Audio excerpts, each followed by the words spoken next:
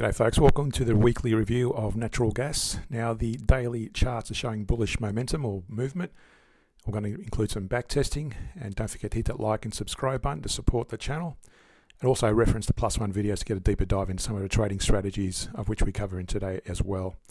In terms of the outlook for the gas market, remains tight in 2025, prices higher in Europe and Asia. Global demand growth slowed, Europe and North America are up and Asia down.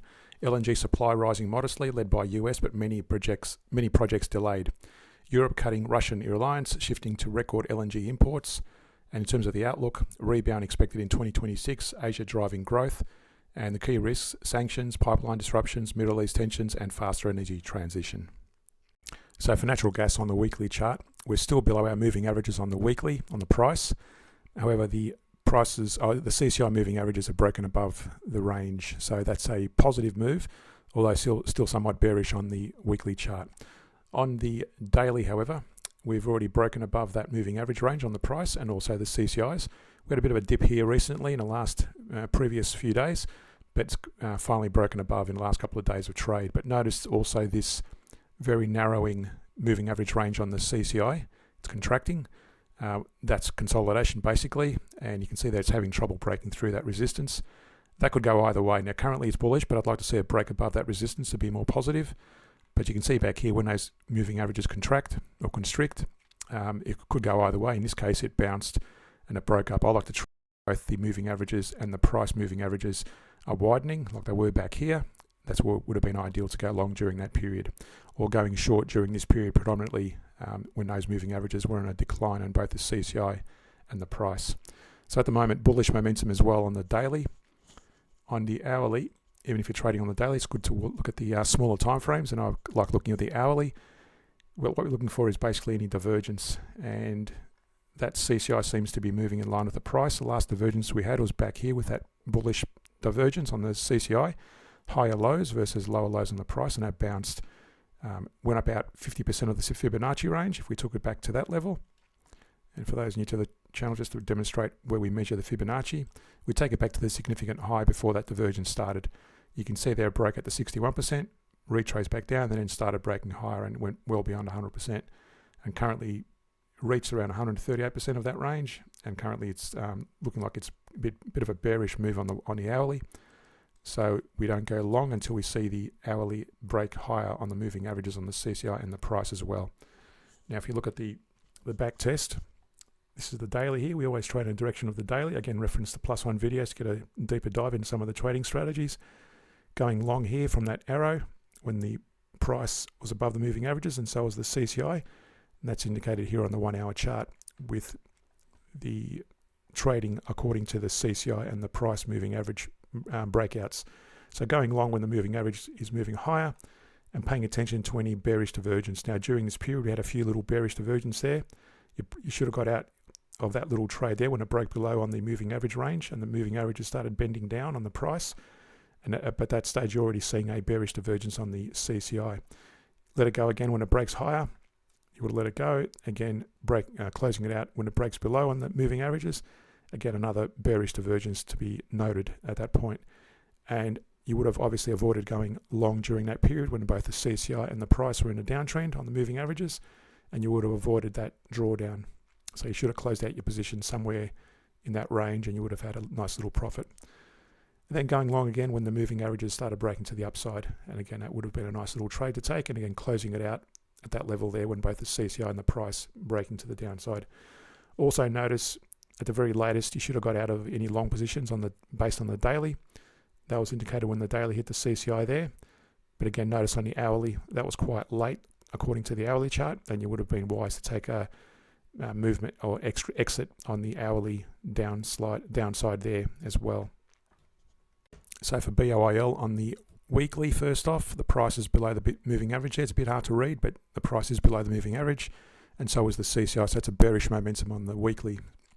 On the daily, the price is below the moving averages, but again, notice that very narrowing moving average range, so it could actually go either way here. The CCI is also bullish, but it's also constricting, so again, a very conflicting indicators at the moment, whether it should go long or short. I'd be avoiding trading at the moment, avoid either way, because predominantly it's probably going to be on a downside according to the weekly trend, but this could go either way with that bounce there, but that was just a result of this bullish divergence. And on the hourly, again, we've got a slight bullish move on the price, but again, notice the CCI is in a bit of a downtrend. So very likely we're going to see further downside movement on the hourly as well. And again, what I'm looking for is any divergence, and there's none more recently. The last one we had was back here, bullish divergence versus the price, and that bounced and hit our target range, just would have kissed it based on that price movement there. That was a 23.38%, taking a Fibonacci from that level to that level. I don't trade these in the direction of going long in this case. I use them as exit points. So if I'm going short during this period and I notice a bullish divergence, I decide on taking a profit whenever I see that profit being given. But at the very latest, you should have gotten out of the trade once you start seeing the price moving averages especially break up, and also the moving averages of the CCI breaking to the upside. Now, going to the back test, on the daily, you would have been going short predominantly according to the daily trend. So you can see there the price and the CCI movement are pretty much in a downtrend. And this is the hourly back test. And you would have gone short from that period. Now again, notice you would have been going short whenever you were in a downtrend. But first of all, in a downtrend based on the daily trend, but also watching the hourly downtrend, and then exiting when you see a break to the upside on both the price and the CCI. Now I've zoomed out here deliberately, but there have been a couple of bullish divergence there. There's one there, and you would have got out of that trade there. There's another bullish divergence there, and you would have got out of that trade once you start seeing the price break above at that point there.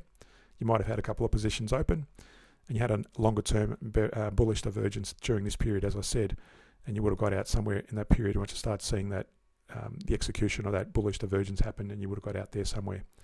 So again, always pay attention to the daily divergence and trends, but also the hourly if you're trading on the hourly.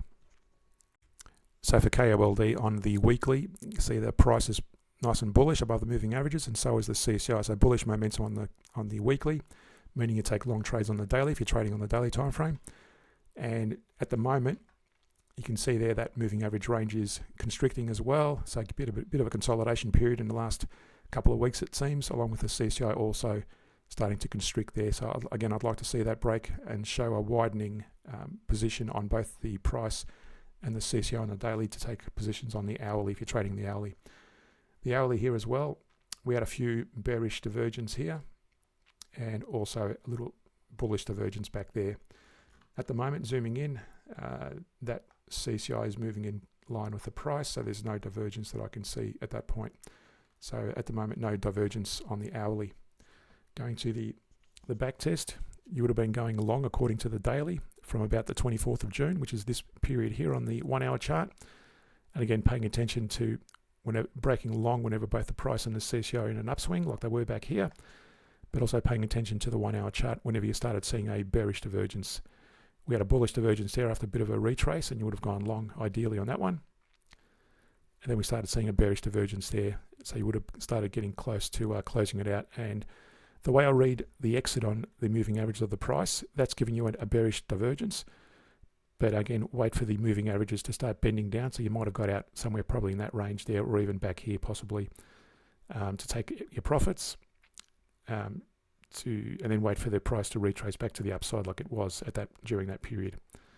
So again, notice those bearish divergence throughout that period, and you would have avoided some of the drawdowns. And for UNG on the weekly, that's bearish below the moving average of the price, and so is the CCI, so bearish momentum. On the daily, that's bounced off this support at 1172 and had a bit of a bullish divergence there, bounced, hit our target range or a retrace level, and it's broken back down to the downside, approaching this resistance. Notice the CCI movement on the daily is very narrow, so we might see this price go either way. If it breaks below that support level, then we're going to see further declines on the CCI as well, very likely. Or alternatively, if that starts breaking to the upside, we're going to see the price move up as well, very likely. But at the moment, most of the momentum is to the downside, with the weekly showing downward pressure. On the 1 hour time, the 1 hour time period, first thing we look for is any divergence. And again, the price and the CCI are aligned, no divergence. But at the moment, you'll notice the price is above the moving averages, but the CCI is below or in that moving average range, showing us somewhat bearish momentum. This one's showing us somewhat light bullish movement. But again, I wouldn't be going long or short at the moment until we see a very decisive move on the daily as well.